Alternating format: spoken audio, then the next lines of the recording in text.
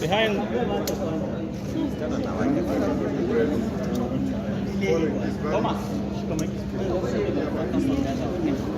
Hey guys, we can't see. Move.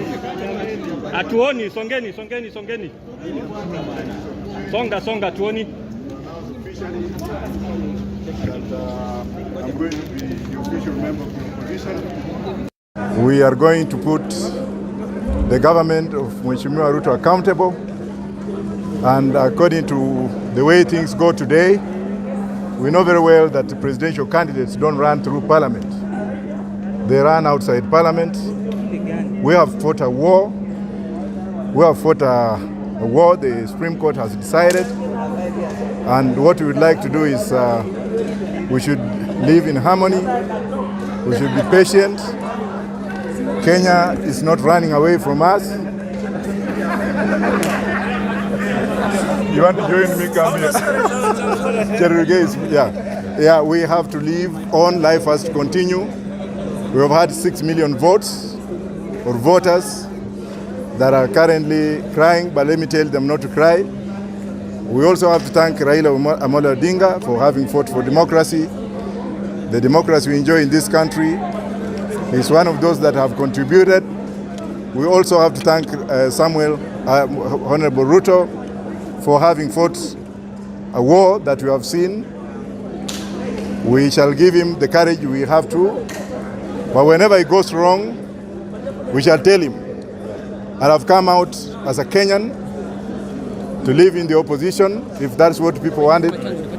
I am not going to be running around waiting to be called on the table, just like what other people are doing. I am going to be in the opposition. Thank you.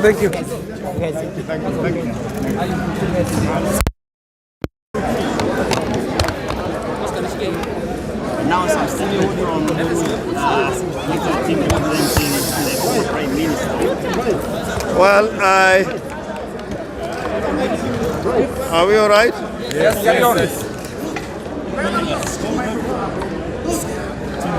First and foremost, I want to thank our team of lawyers.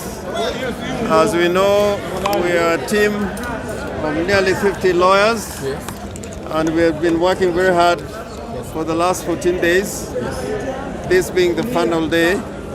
Secondly, we want to thank our clients, the petitioner number 1, Raila Amolo Odinga, petitioner number 2, Martha Karua, and other eminent persons in this team, including Senior Counsel Stephen Kalonzo Musyoka, for having their trust and confidence in this team of lawyers to prosecute their case in petition number 5, which has been consolidated with other petitions, and put their case before the Supreme Court. I want to say without a fear of contradiction that we do not agree with the decision of the Supreme Court. Like Al Gore, I will say we accept the decision, but we do not agree with it.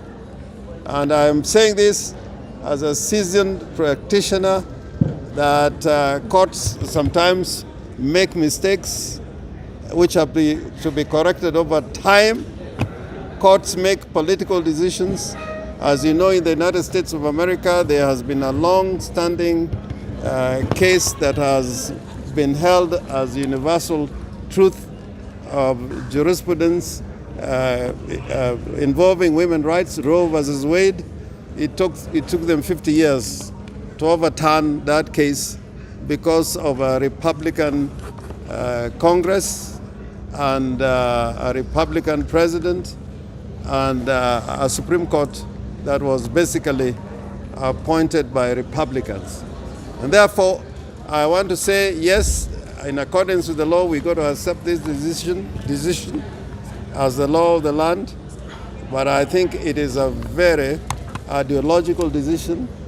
I think there are a lot of what was said in the judgment, and we'll have time when that judgment comes out to put out a critique, but all it means is that in our jurisprudence, the petitioners will always have a big burden to carry when you have an electoral commission which is not open and transparent.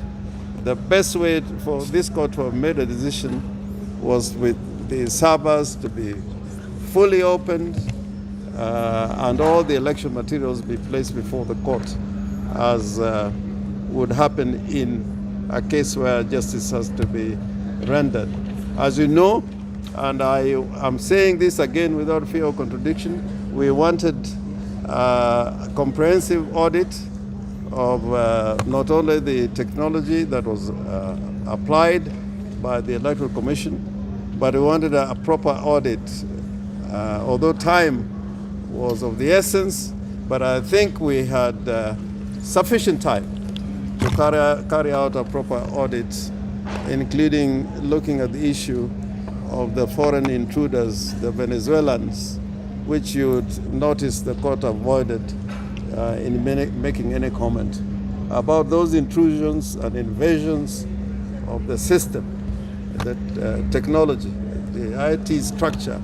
That again, the court did not refer to, but probably in the judgment, the recent judgment that is coming on the 21st, they will say something about it. And therefore, I want to end by saying the rule of law should prevail.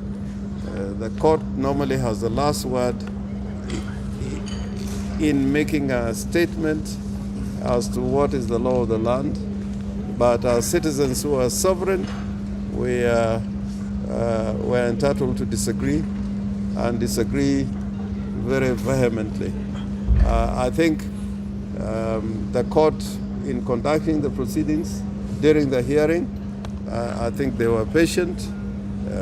They listened to us. It is only the outcome that we do not agree with. Finally, I think our clients, the two petitioners, Raila Amolo Odinga and Martha Karua, may be addressing another press conference, but we are happy to talk to you on this issue. You have a watertight case, but we saw them talking about forgeries and wild goose chase. Did that surprise you? No, I mean forgeries. When the DCI, the Director of Criminal Investigations, what do we put before the court? A lot of it was from an agency of government. I didn't see them talking about similar incidents in matters concerning the Independent Electoral and Boundaries Commission. That's why I was saying it was a little ideological. They were looking for things on which to destroy our case, but similarly not taking sufficient time to look at what happened on the other side. And that will be another story for another day.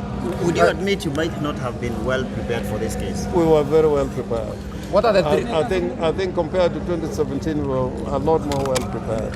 What could be the 2 or 3 points of mistake that you say the court might have made mistake on that? Fundamental. In 50% plus 1, I think they were ideological.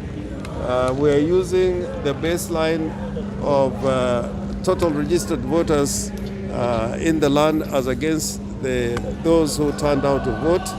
If you read any legal material on what should be a turnout, including the Black's Law Dictionary, turnout is normally based on the registered members in a country as against those who turn out to vote. So there are so many other examples we can take up. What is your take, given you lost on all grounds? Yeah? On all the key 8 issues?